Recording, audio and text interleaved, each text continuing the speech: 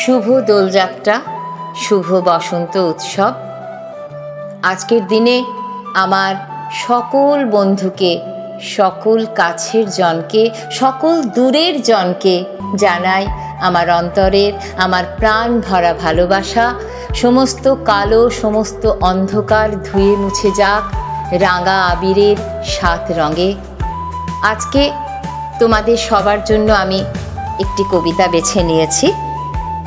কবি মন্দাক্রান্তা সেনের লেখা অর্জুন কৃষ্ণচূড়া কথা।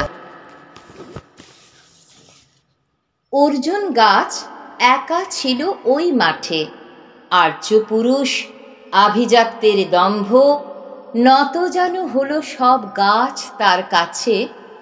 এইটুকু শুধু কাহিনীর শুভারম্ভ। কোথা থেকে এলো কৃষ্ণচূড়ার বীজ?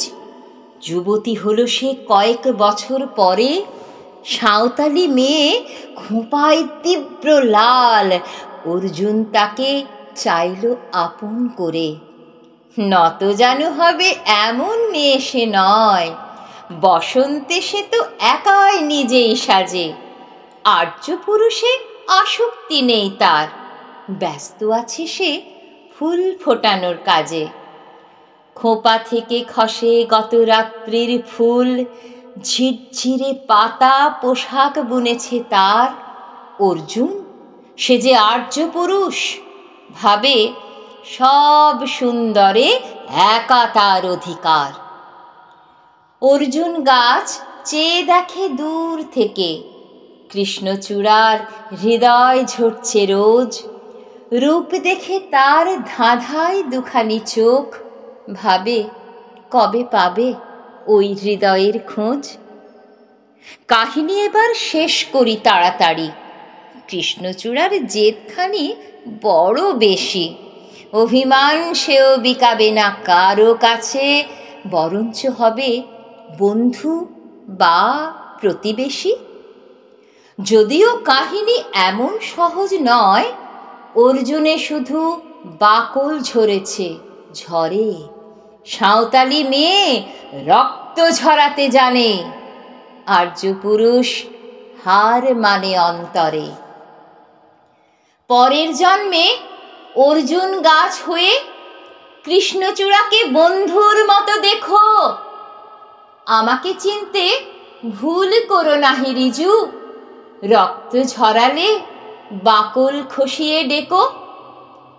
আমাকে চিনতে ভুল করো নাহি রিজু, রক্ত ঝরালে বাকল খসিয়ে ডেকো। নমস্কার, সবার ভালো হোক, সবার শুভ হোক। নমস্কার।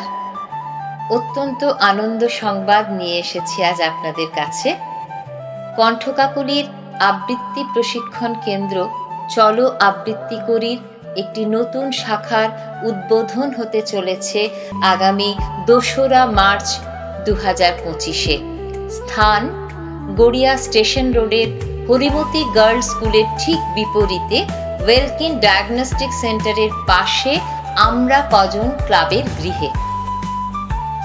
আমাদের এই আবৃত্তি প্রশিক্ষণ কেন্দ্রে 3টি বিভাগ রয়েছে। অবশ্যই বয়স অনুযায়ী বিভাগ বিন্যাস করা হয়েছে, শিশু, কিশোর এবং সর্বসাধারণ। অভিজ্ঞ প্রশিক্ষকের মাধ্যমে এখানে প্রশিক্ষণ দেওয়া হয়। প্রশিক্ষণের বিষয় আবৃত্তি, শ্রুতি নাটক, সঞ্চালনা এবং সর্বোপরি ভয়েস ট্রেনিং, অর্থাৎ যার মাধ্যমে আমরা এই প্রশিক্ষণ দেব যাতে প্রতিটি শিক্ষার্থী যথোপযুক্তভাবে স্বর প্রক্ষেপণ করতে পারেন। ভারত কলা কেন্দ্র দ্বারা অনুমোদিত আমাদের এই প্রশিক্ষণ কেন্দ্রটি। তাই প্রতিটি শিক্ষার্থী ভারত কলা কেন্দ্র থেকে প্রত্যেক বছর পরীক্ষা দিতে পারবেন এবং সার্টিফিকেট পেতে পারবেন। আমরা চাই অন্তত এই এলাকাবাসীরা যারা আগ্রহী তারা আসুন, যাতে আমরা একটা আবৃত্তির তথা বাচিক শিল্পের সুন্দর পরম্পরা গড়ে তুলতে পারি।